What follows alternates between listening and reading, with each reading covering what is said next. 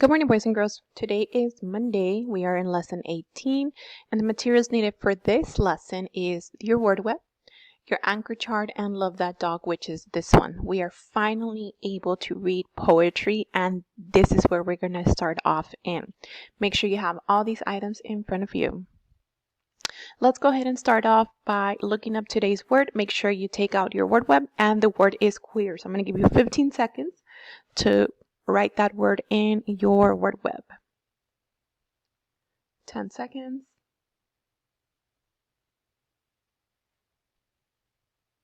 5. And we're going to look up the definition in a second. And time.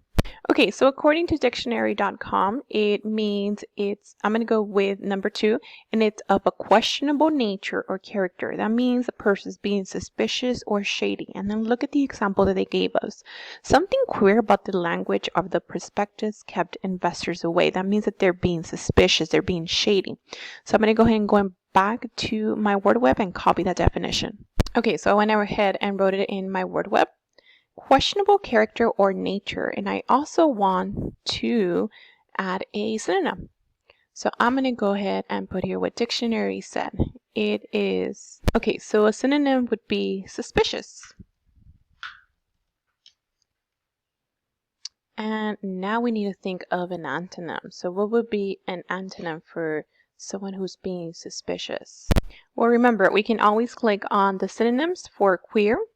And look at all the synonyms it gives me. It's someone who is being crazy, funny, irrational, oddball. So these are synonyms. Remember, synonym is the same thing. So an antonym would be the opposite. So what would be the opposite of someone who is being puzzling, someone who is being bizarre, someone who is being doubtful? Someone who's acting normal, right? Okay, so let's go ahead and write that. So my antonym would be normal. Now we are going to see this word in our first poem. So I do need you to know what queer means. That means they're questionable character or nature. They're acting suspicious. They're being puzzling. And an antonym would be someone who's acting normal. So I'm going to give you the last 45 seconds to copy that.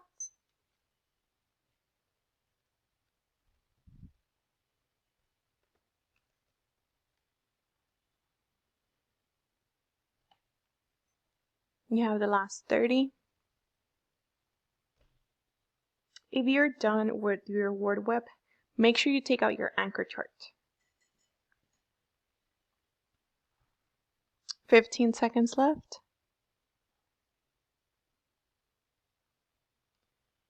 So in your anchor chart, go ahead and go to the one that says poetry. Last 5 seconds. And time. Okay, so lesson 18, student will be able to identify and explain the structure of a poem. That means the way that it was written, what the poet included, the stanzas, the line breaks, the lines, any alliteration, any onomatopoeia. So what are we going to do? We're going to identify the structure of a poem, lines, stanzas, lines, breaks, rhyme, type of poem. We also need to identify the type of poem. For example, is it a narrative? Is it a story? Is it lyrical? Does it sound like a song? Is it expressing feelings? Is it humorous? Are we laughing? Or is it a free verse? That means nothing rhymes. So how are we going to do that? We're going to number the lines of the poem. We're going to label the stanzas and line breaks. We have to read the poem once, and then we read the poem again and label and illustrate hashtags. And then, once we've read it 2 times, we read the poem a 3rd time and label the type of poem. So remember, the type of poem is narrative, lyrical, humorous, free verse. So go ahead and take out your anchor chart. Okay, before we continue to the anchor chart, I'm going to play a short video about poetry. So make sure you park everything in 3, 2, and 1. What is poetry? Poetry is a piece of writing written by an author called a poet. But what is the purpose of poetry? A poem is written using rhythm, rhyme, and other artistic language to show feelings and emotions. It's often short, but some poets write long poems too. Rhythm and rhyme are a part of many poems.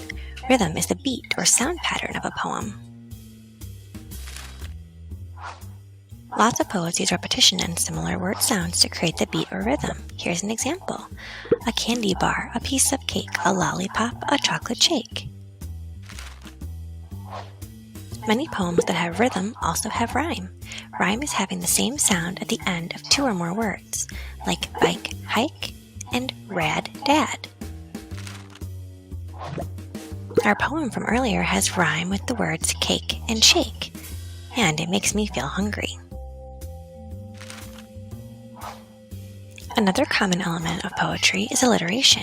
Alliteration is when the consonant sound is repeated at the beginning of words. Like Tracy the tiger made a terrifying sound. There are many types of poems that poets write. Some common poems are acrostic, couplet, haiku, limerick, narrative, free verse, humorous, and lyrical. A narrative poem tells a story. There are characters, problems, solutions, and a beginning, middle, and end. Free verse poetry doesn't follow a pattern. You won't see rhythm or rhyme in these poems. Humorous poems are funny, silly, and make us laugh. Lyrical poems express feelings and emotions. They're sometimes sing-songy with their rhythm. Let's look at an example. I have a little frog. His name is Tiny Tim. I put him in the bathtub to see if he could swim. He drank up all the water and gobbled up the soap. And when he tried to talk, he had a bubble in his throat. Let's look for some poetry elements in this humorous poem. Here we see rhyme, rhythm, alliteration, and a character. We know that a poem is written by a poet using rhythm, rhyme, and other artistic language to show feelings and emotions. Poems are usually short, but they can be long too. Listen for descriptions and decide how the poem makes you feel. It could be silly, or sad, or even glad. Okay, boys and girls, so on your anchor chart, remember you need your anchor charts. Make sure you have a pen or pencil with you. If you have two color pens, perfect. And look for this one, the one that says poetic structure. I'm going to give you 15 seconds to look on for this one. It's the one that looks like this, and it has the poetic structure. I have 10 seconds.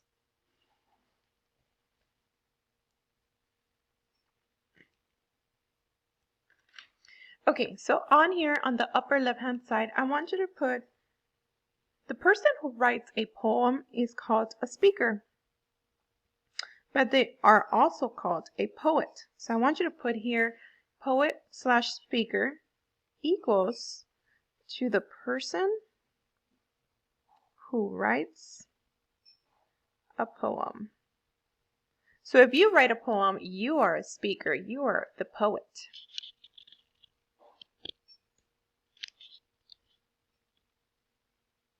Okay, the next thing I want you to write is, remember in the video we said, it said that it has a beginning, middle, and end. And that is true for every single poem, boys and girls. Every single poem has a beginning, middle, and end. So the way we're going to write it is BME. And that means just the same. Beginning. So if you have two color pens, you're more than welcome to use them. If you don't, that's okay. As long as you are taking the notes. Remember, I write, you write. So beginning, middle, and end. So we have a speaker, we have a poet. We know that it's beginning, middle, and end. Now, I want you to focus on this. I know that in 3rd grade you learned about poetry. However, in 4th grade it might be a little different. So lines, they can be short, they can be long. And the way we number them in 4th grade, it's number 1, number 2. So it's very easy. That's how we number our lines. Now for stanzas, boys and girls, remember stanzas are a group of lines about an idea. It's like a paragraph. So I'm going to go ahead and put this together, and I'm going to put here stanza 1, because that's how we label them, boys and girls, and that's how we know it's a stanza. It looks like a little paragraph. Sometimes a stanza is one line, and that's okay because poetry has no rules. The next one is line breaks. So what are line breaks? They are pauses, and they occur at the end of each line. So this right here, boys and girls, so if my finger fits here, this is considered a line break. So here I'm going to put line break. And I'm going to put here number 1. So usually if your finger fits in the middle, that is considered a line break. Now, poetry, like I said, has no limits. So it can have punctuation marks. It could look different like this font. It could be all capital letters, all lowercase. They could be bold, italic. They could be in this weird position. They could have white space, or they could also be in a shape, which we will talk about this one. Now, some of the poetic elements are the sounds. So I'm going to go ahead and highlight this one. Remember, I write, you write. And the first one I want to talk about is end rhyme. So end rhyme is just that.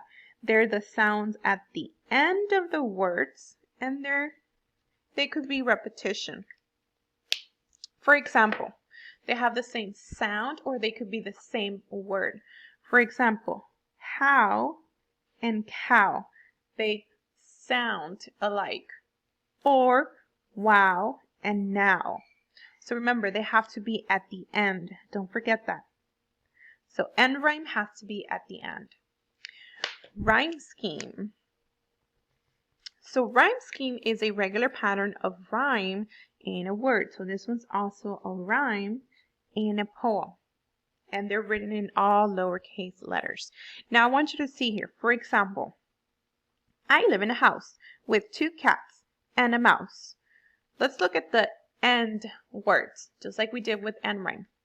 House. That one we always started off with A. Always. Cats.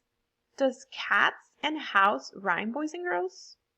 No, right? That's why you see a B. So they're not the same family. They need a different family, so therefore it is B. What about mouse? Does mouse and house rhyme? Yes. So this one is considered part of the A family. So that is what rhyme scheme is. So rhyme scheme is the last word and it rhymes. For example, house and cats, they don't rhyme. So house would be A, cats would be B. Mouse, house and mouse, they do rhyme, so they're the same family, so they would be considered A. How about if I put, I'm going to add this line just to practice. I'm going to see if I can trick you. That wears pants. Remember, we're looking at the last word. So now my poem says, I live in a house with 2 cats and a mouse that wears pants. Okay, so pants and house, do they rhyme, boys and girls? No, so can it be A? No. What about pants and cats? Pants, cats. Do they rhyme? Yes, so this one would be what? Would it be A or would it be B? It would be B. Good job if you said B. So it's all about the rhyme. So go ahead and box this in. Rhyme, it's how it sounds. The next one is internal rhyme. In internal rhyme, it's also sounds, but this is in the same line. For example, the hen in the pen. What 2 words rhyme in that line? Hen and pen. So these 2 are considered internal rhyme. So this would be line 1, and then we can label this line 2. Clouds, loud and proud. What 2 words rhyme there? Loud and proud. Yes, good job if you said loud and proud.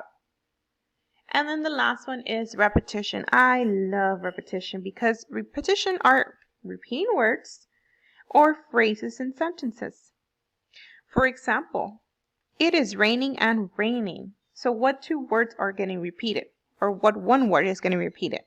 Raining, right? So I'm going to go ahead and box it in. So boys and girls, when the speaker or poet uses repetition, they're trying to emphasize. So here in red big letters, I'm going to put emphasize. An exclamation mark, because they're trying to emphasize something. What are they trying to emphasize in this line? It is raining and raining. What's happening? That it's raining, right? That's probably raining really, really hard. So the speaker and the poet is trying to emphasize. Don't forget that. I'm going to give you 15 seconds to go ahead and copy that. 10,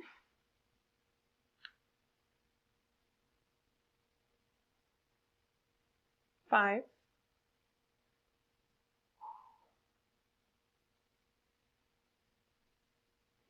all right, let's go ahead and move on to the next one. So this one says poetic elements. So these are the sound effects. These are also sound effects. So if you notice, we're talking about sound effects. This one is alliteration, and it's a repetition of consonant sounds at the beginning of words. For example, buzzing bumblebee. What sound do you hear that is getting repeated? The b, right? Buzzing b, bumble b, b, b. So I'm going to highlight only this letter, not the whole word, because not everything's going to repeat it. It's just the sound of this letter. Remember, this one is a repetition of the consonant sounds at the beginning of the words. So I'm going to highlight beginning of the words.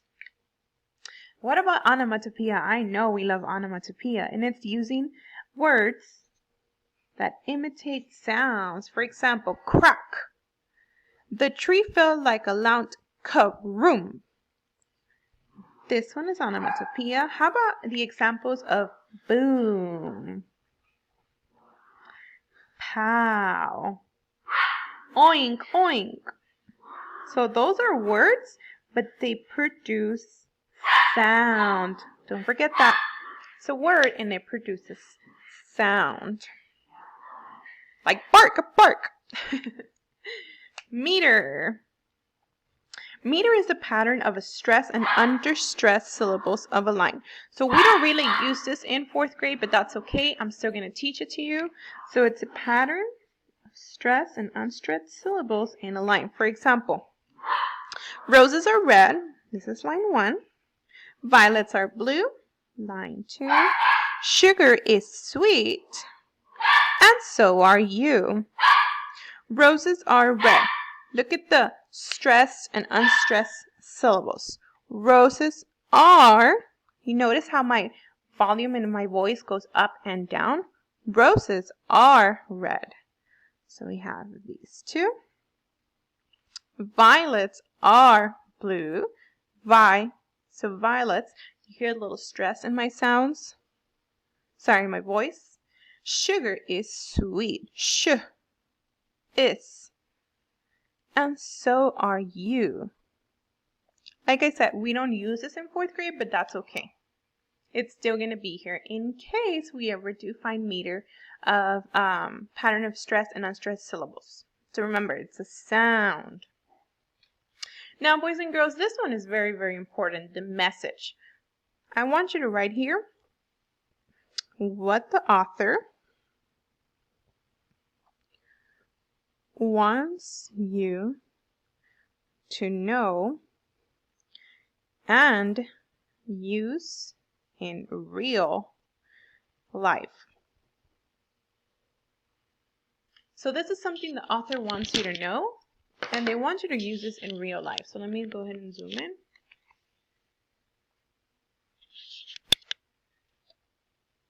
So another word for message, it would be lesson, the moral, or we also call it in 4th grade the theme.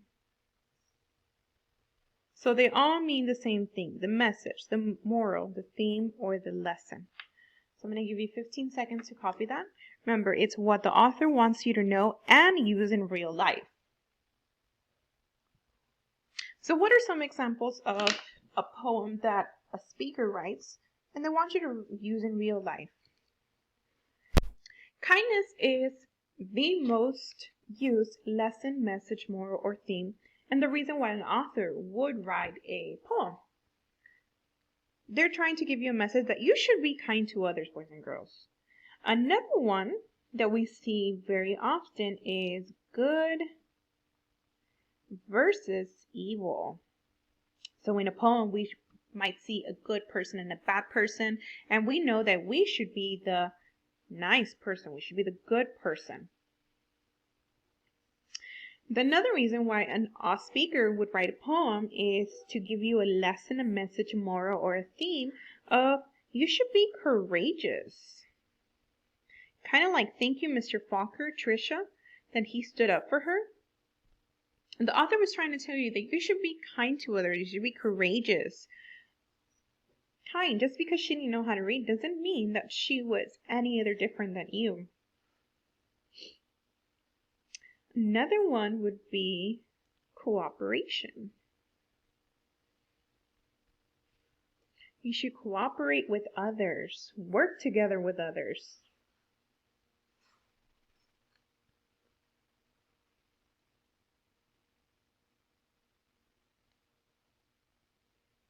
Another one would be teamwork. It's very important that we help one another. We are teamwork. Another one would be compassionate. That means be kind to everything and everyone. Have compassion, be understandable. My favorite one is never give up. Sometimes the speaker writes poems to let others know that don't give up, hang in there, keep trying. Maybe you got a 0 the first time in your test. You know what? That's okay. Keep trying because eventually you're going to get to where you want to be.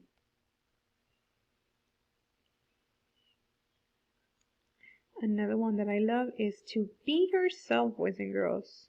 You should always be yourself. Be a leader. So these are some of the messages that the speaker or the author wants you to know in real life.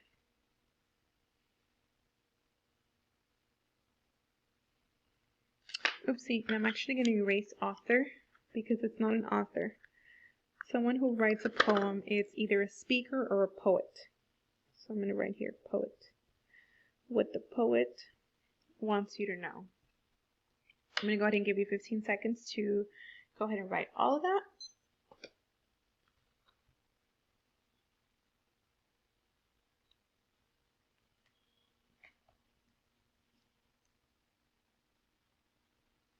Last 3.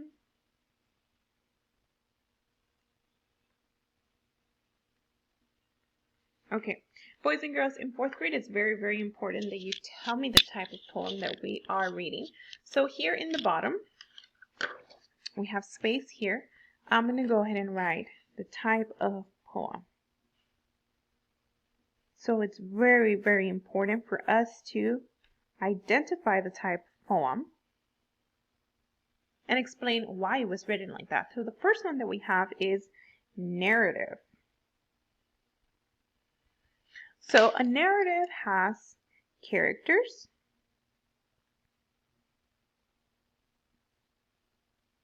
so anytime you see this little sign, that means characters, comma, then I'm going to draw a little house. That means it has a setting.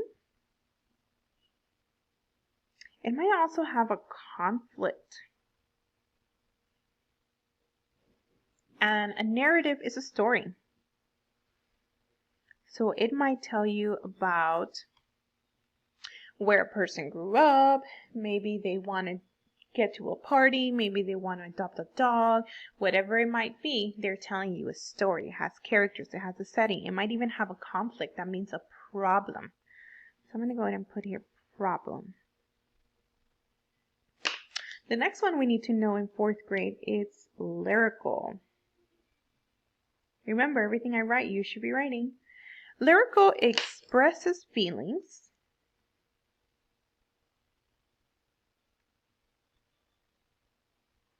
and thoughts, and it might sound like a song. So sounds like a song. Kind of like the poem that we saw in the video. I'm sorry, not the song. The poem that we saw in the video. So it expresses feelings and thoughts and sounds like a song. But the little frog kind of sounded like a song, right? As you were saying it. I'm going to give you 15 seconds to copy this, and then we're going to copy the next two. Okay. The third one is humorous. And humorous is very easy to identify. Why? Because it's funny. It's LOL. That means it makes us laugh.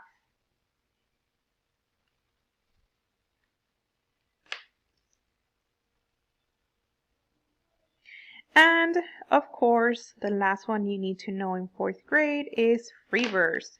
Free verse is also very easy to identify. It has no rhythm or rhyme. So nothing has a rhythm, nothing has a rhyme. I'm going to go ahead and give you 30 seconds to go ahead and catch up writing all of this information.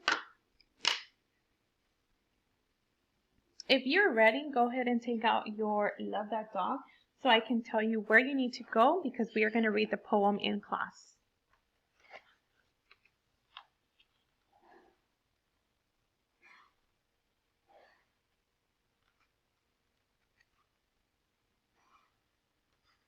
You have 5 seconds.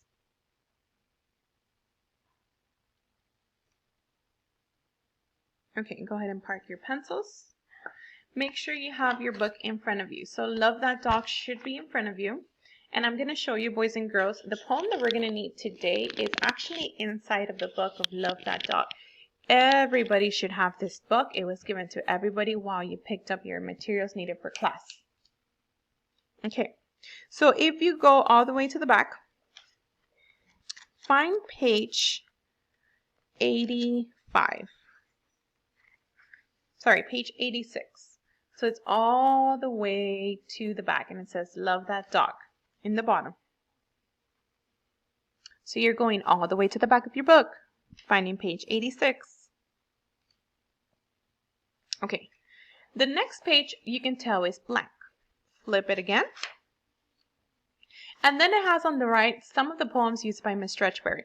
Now, there's no page numbers. That's why I can't tell you to go to a certain page number. You just have to find it like this. When you flip it again, you're going to see the first one. It says the red wheelbarrow. If you have a little post-it note like me, you can put it here.